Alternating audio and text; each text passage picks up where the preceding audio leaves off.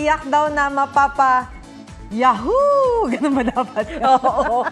Ang mga bibisita sa Lake Cebu sa South Cotabato dahil sa thrill ng isa sa pinakamataas na zipline sa Southeast Asia. 7 talon din ang matatagpuan doon. G tayo riyan sa report na ito. Mapapasigaw ka sa saya sa South Cotabato. Maligo sa 7 talon. At subukan ng tapang sa isa sa pinakamataas na zipline sa Southeast Asia. Kaya itong sina Allen at kanyang mga pinsan di na nagpatumpik-tumpik pa sa Seven Falls Zipline. Mula sa taas, tanawang bird's eye view ng 7 waterfalls ng Lake Cebu.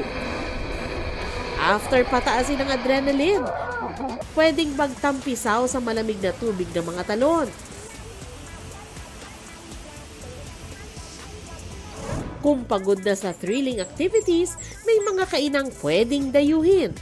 Malapit yan sa lawa kaya sariwang isda ang ihahain sa inyo.